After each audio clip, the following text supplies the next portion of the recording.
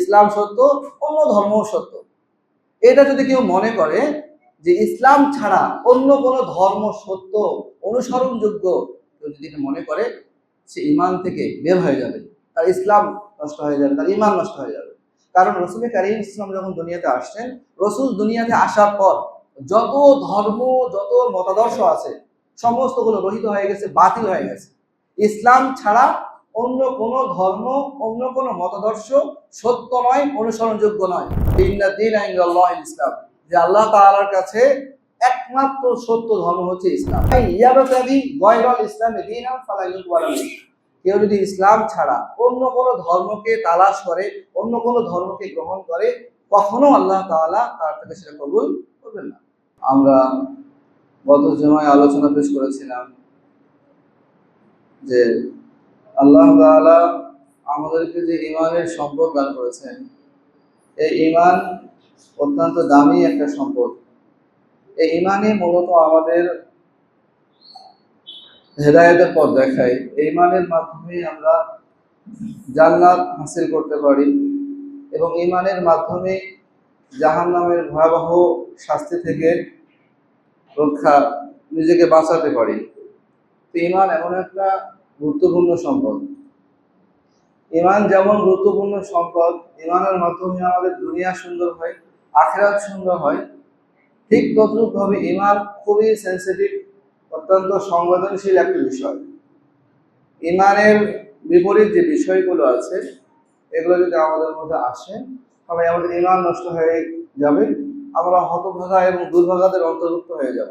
ঈমান এত দামি জিনিস, এত গুরুত্বপূর্ণ জিনিস, এতে ঈমান কি কি কারণে নষ্ট হয়ে যায় এটা আমাদের জানা প্রয়োজন। কারণ ঈমান কোন কোন কারণে নষ্ট হচ্ছে এগুলো যদি আমরা না জানি, তাহলে আমাদের অগোচরে, আমাদের দৃষ্টির বাইরে এমন কাজ, এমন কথা আমরা বলে ফেলবো যে আমার ঈমান নষ্ট হয়ে গেছে, কিন্তু আমি আসলে জানি না। তো ফলে এগুলো নিয়ে আমাদের জানা প্রয়োজন, কথা বলা প্রয়োজন। ইমাম তাহাবী রহমাতুল্লাহ আলাইহির যে একটা কিতাব আছে, আমাদের দর্সে নিয়মিত পড়ানো হয়, আল আকিদাতুত তাহাবিয়া।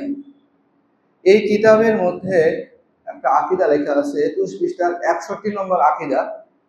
তিনি বলেছেন যে লা ইয়াখরুজুল মুমিনু মিনাল ঈমানি ইল্লা বিজুহুদি মা আদখালাহু ফীহি। একজন মানুষ ঈমান থেকে বের হয়ে যায় না যতক্ষণ পর্যন্ত না সে ওই সকল বিষয়কে অস্বীকার করে যে সকল বিষয়ের মাধ্যমে সে ইসলামে প্রবেশ করেছে। একটু খেয়াল করে শুনি, যে একজন মানুষ মুমিন, মুসলমান, সে ইসলামের মধ্যে প্রবেশ করেছে, তো ইসলামের মধ্যে সে অটল থাকবে, অবিচল থাকবে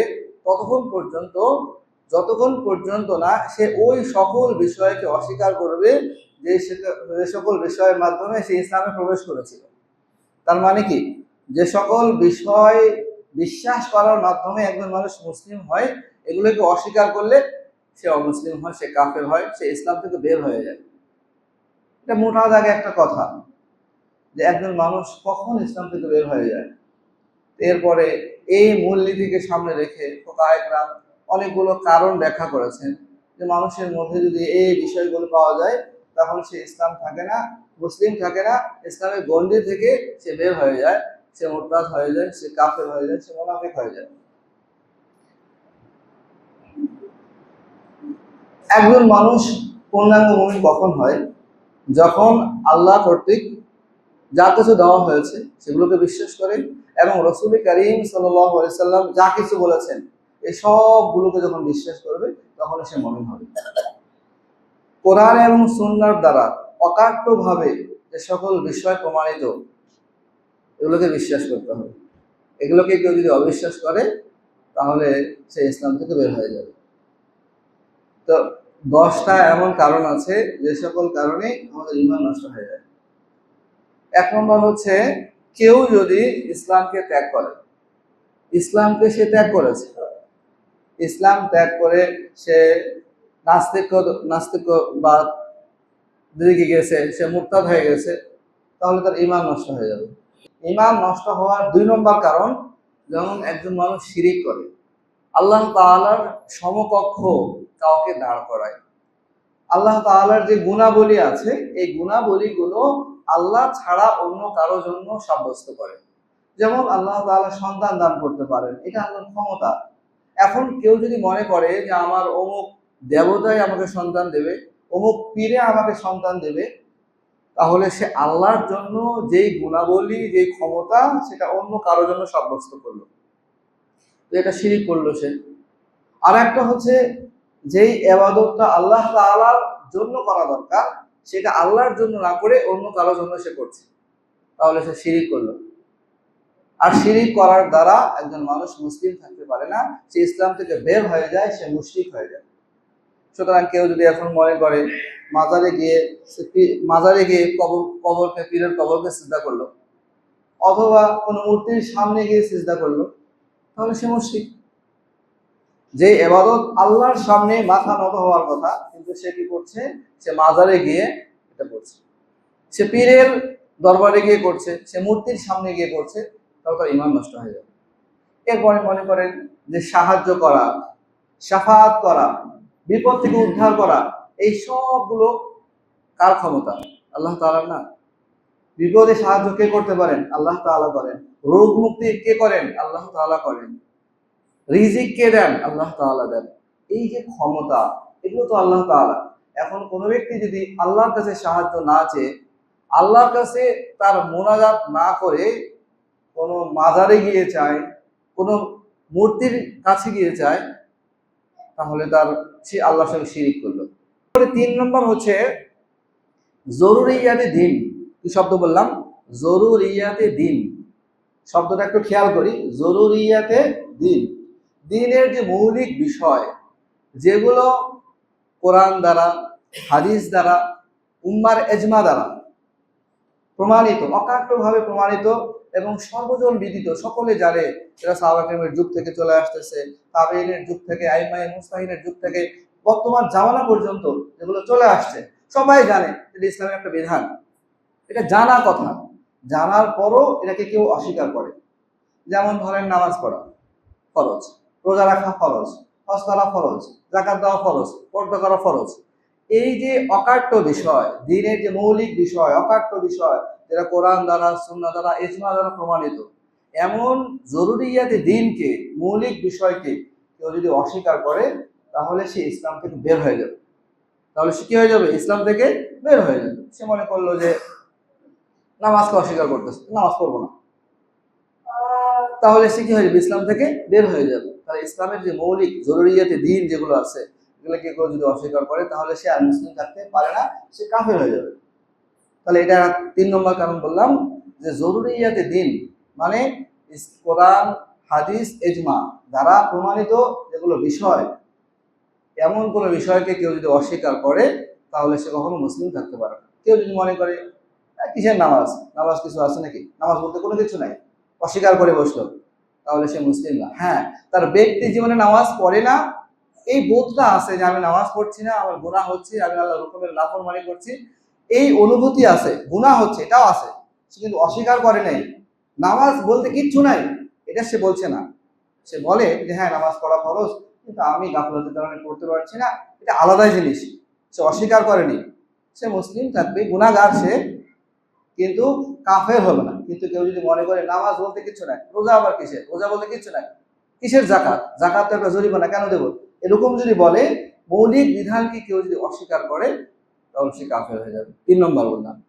4 নম্বর হচ্ছে এই যে জেনারেল যে মৌলিক বিষয়গুলো, এই মৌলিক বিষয়কে কেউ যদি সন্দেহ পোষণ করে, দিনের যে মৌলিক বিষয়গুলো আছে এগুলোকে সন্দেহ পোষণ করে, আগেটা তো বললাম অস্বীকারের কথা, কেউ যদি সন্দেহ পোষণ করে, তাহলে সে ইসলাম থেকে বের হয়ে যাবে। যেমন দিনের একটা মৌলিক বিষয় কি? দিনের একটা মৌলিক বিষয় হচ্ছে আখিরাত আছে। আখিরাত আছে না? আমরা আখিরাতকে বিশ্বাস করি কিনা?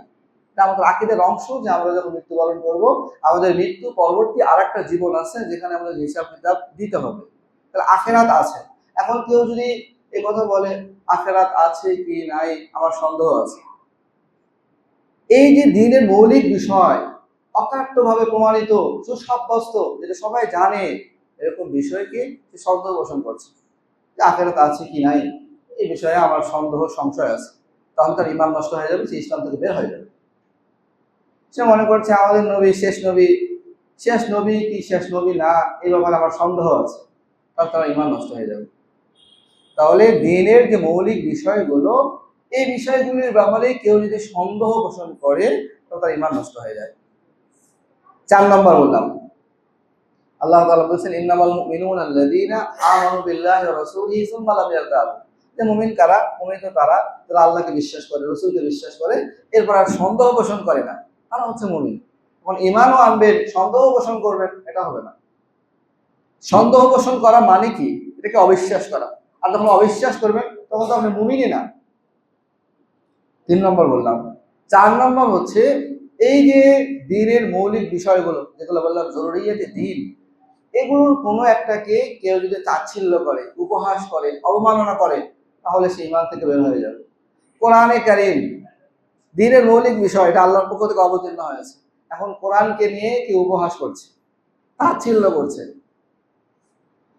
তাহলে তো ঈমান নষ্ট হয়ে যাবে। সে রাসূলকে নিয়ে অবমাননা করার কথা বলছে, তাহলে তার ঈমান নষ্ট হয়ে যাবে। এ ধরনের বিষয়। আর একটা হচ্ছে দ্বীনই কোনো বিষয় নিয়ে উপহাস করা।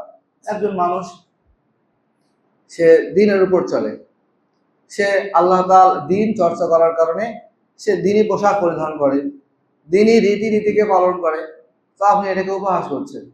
দাড়ি নিয়ে উপহাস করছে, তার পোশাক নিয়ে উপহাস করছে, তাহলে তার ঈমান নষ্ট হয়ে যাবে। কেউ যদি একজন আলেমকে আলেম হওয়ার কারণে, দ্বীন মানার কারণে, এলেম শেখার কারণে তাকে উপহাস করে, তাহলে তার ঈমান নষ্ট হয়ে যাবে। একজন আলেমকে আলেম হওয়ার কারণে গালি দেয়, ভালো করে বুঝেন। একজন আলেমকে আলেম হওয়ার কারণে গালি দিচ্ছে, যে আলেম রায় খারাপ, পুরা গোষ্ঠীকে পুরা জাতিকে গালি দিচ্ছে, তাহলে তার ঈমান নষ্ট হয়ে যাবে। আলেম হওয়ার কারণে গালি দিচ্ছে। আর একটা হচ্ছে একজন আলেম, তার ব্যক্তিগত কোনো দোষ আছে, কোনো সমস্যা আছে, লেনদেনের সমস্যা আছে, নানা কিছু আছে, এই ব্যক্তিগত কারণে সমালোচনা করেছে, সেটা ভিন্ন কথা। কিন্তু আলেম হওয়ার কারণে, দ্বীন চর্চার কারণে, এলেম শিখার কারণে তাকে গালি দিচ্ছে, তাহলে তার ঈমান নষ্ট হয়ে যাবে। কারণ দ্বীন, আলেমকে গালি দেওয়া এলেম শেখার কারণে, দ্বীন মানার কারণে, তো কেমন জানি দ্বীনকেই অবমাননা করার কথা বলতেছে। পার্থক্যটা বুঝতে হবে। এরকম যদি হয়, দ্বীনি কোনো বিষয়কে উপহাস করে, তাচ্ছিল্য করে, তাহলে তার ঈমান নষ্ট হয়ে যাবে। আমরা দেখলাম, কিছুদিন আগেও দেখলাম যে পর্দা নিয়ে কিভাবে মানে কথা বলা হয়। পর্দা একটা ফরজ বিধান, এটাকে তুচ্ছ তাচ্ছিল্য করে কথা বলা হয়। একজন মানুষ পর্দা করতে পারে না, করবে না, ঠিক আছে। একটা মেয়ে তার ব্যক্তি জীবনে সে পর্দা করছে না, এটা ঠিক আছে। কিন্তু সে যদি পর্দাকে তাচ্ছিল্য করে, উপহাস করে, তার ঈমান থাকবে না, এটা ফতুয়া। এটা ওলামা একরাম যুগ যুগ থেকে বলে আসছে। তো একজন মানুষ পর্দা করছে, সে করছে, আর একজন করবে না, তার ব্যক্তিগত ব্যাপার। যদি না করে, সে না করতে পারে। কিন্তু সে পর্দা নিয়ে যদি উপহাস করে, ইসলামের একটা ফরজ বিধানকে নিয়ে তাচ্ছিল্য করে, অবমাননা করার কথা বলে, তার ঈমান নষ্ট হয়ে যাবে। এটা যুগ যুগ থেকে ওলামা একরাম ফতোয়া। তা আমরা বললাম 5 নম্বরে, যেটা বললাম 6 নম্বরে, যে দ্বীনি কোনো বিষয় নিয়ে উপহাস করা, তাচ্ছিল্য করা, জরুরিয়াতে দ্বীন, দ্বীনের মৌলিক বিষয় নিয়ে ঈমান নষ্ট হয়ে যাবে। এই জন্য আমরা সাবধান থাকবো। আসলে অনেক সময় কথায় কথায় আমরা এমন কথা বলি যেটা আসলে দ্বীনের যে শিয়ার, দ্বীনের যে মৌলিক বিষয়, এগুলোকে তাচ্ছিল্য করা হয়, এর দ্বারা ঈমান নষ্ট হয়। এরপরে 6 নম্বরে আরেকটা হচ্ছে যে জরুরিয়াতে যে দিনগুলো আছে, দিনের যে মৌলিক বিষয়গুলো কোরআন, হাদিস, ইজমার দ্বারা যে বিষয়গুলো সাব্যস্ত হয়েছে, এগুলোর অপব্যাখ্যা করা, ভুল ব্যাখ্যা করা, এটাও ঈমান নষ্ট হওয়ার একটা কারণ। যেমন আমরা বিভিন্ন ফিরকা, বিভিন্ন ফিতনা, একটা বাতিল কিছু দল আমরা বর্তমানে দেখতে পাচ্ছি। তারা বলে যে নামাজ, নামাজ মানে কি? নামাজ মানে ধ্যান করা, নামাজ মানে মেডিটেশন, একটু ধ্যান করা, একটু বসে থাকা, একাকিত্ব থাকা, নির্জনে থাকা, এটা নামাজ। তো নামাজ যে রুকু করতে হবে, সিজদা করতে হবে, তো কোনো প্রয়োজন নাই। এই অপব্যাখ্যা। নামাজ আসলে কি? নামাজ তো রাসূল করিম সাল্লাল্লাহু আলাইহি ওয়াসাল্লাম বলে দিয়েছে, নামাজ পড়তে হলে তাকে দাঁড়াতে হবে, তাকে হাত বাঁধতে হবে, কেরাত পড়তে হবে, রুকু করতে হবে, সিজদা করতে হবে, বৈঠক করতে হবে, সালাম ফেরাতে হবে।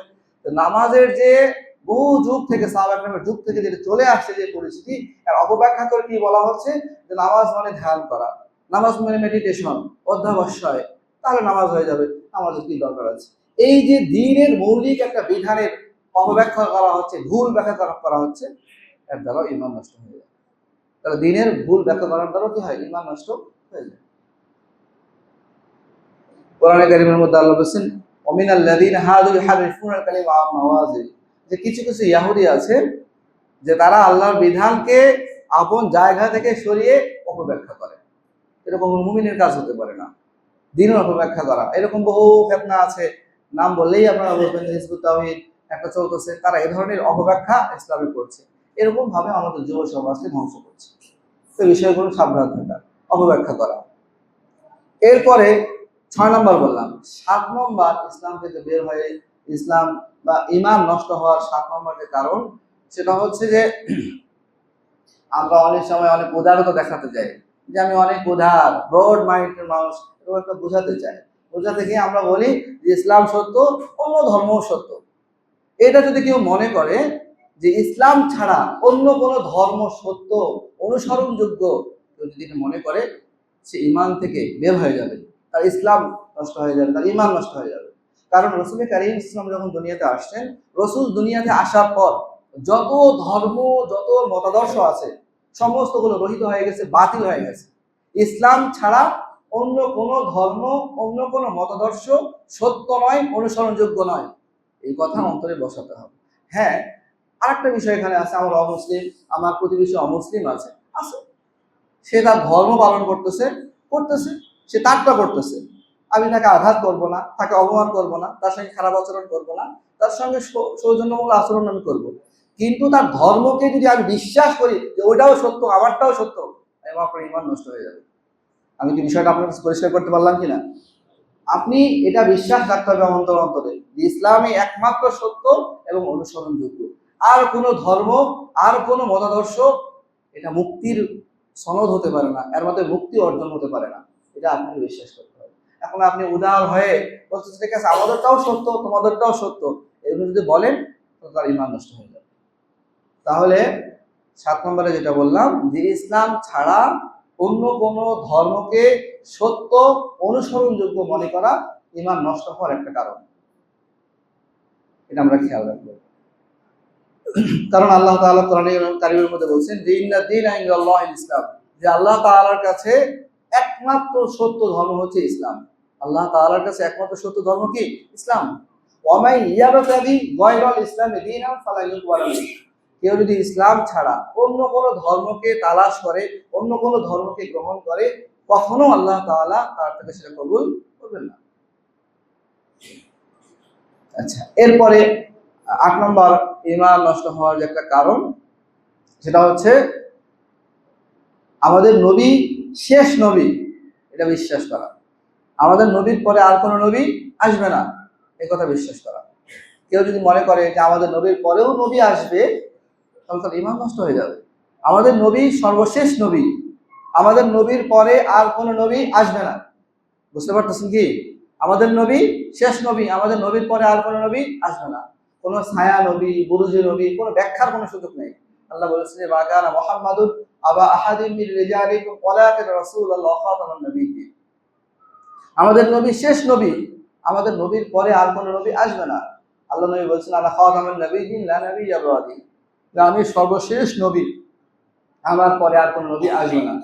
আল্লাহ নবী একটা উপমা দিয়েছেন, চমৎকার উপমা, যে একজন ব্যক্তি একটা সুন্দর ঘর বানিয়েছে, সুন্দরভাবে এই ঘরটাকে সাজিয়েছে, যেখানে যা লাগানো প্রয়োজন সব কিছু সে করেছে, কিন্তু একটা জায়গায় একটা ইট লাগায় নেই।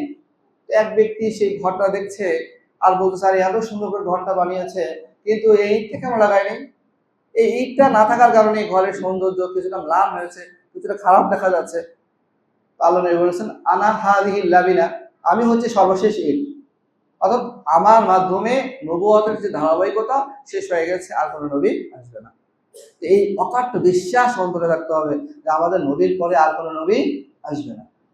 কেউ যদি মনে করে নবী আসবে, তাহলে তার ঈমান নষ্ট হয়ে যাবে। এই ফিতনা, কাদিয়ানি ফিতনা ভয়াবহ আকারে চলতেছে আমাদের সমাজে, নানাভাবে দাওয়াত দেওয়া হচ্ছে, অনেকে গোপনে গোপনে গ্রহণ করছে, প্রকাশ করে না।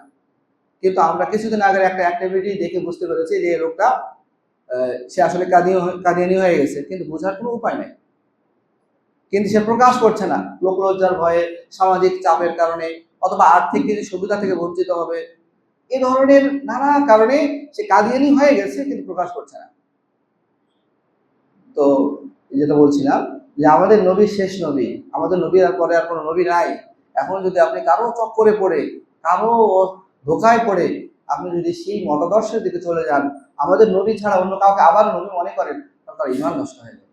তো ইমান ভঙ্গের একটা কারণ বললাম যে আমাদের নবী শেষ নবী, এই কথা বিশ্বাস করা। এরপরে আরেকটা ইমান ভঙ্গের কারণ, সেটা হচ্ছে একটা ফিতনা আমাদের বাংলাদেশে চলমান আছে, আহলে কোরআনের ফিতনা।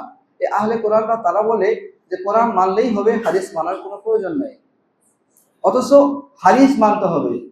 হাদিসও শরীয়তের দলিল। কোরআন, হাদিস, ইজমা, কিয়াস। আমরা সবাই মোটামুটি এই কথাটা জানি। শরীয়তের মূল দলিল হচ্ছে চারটা: কোরআন, হাদিস, ইজমা এবং সর্বশেষ কিয়াস। তো কোরআন, হাদিস, হাদিসও শরীয়তের দলিল। শরীয়তের একটা প্রমাণ হচ্ছে হাদিস।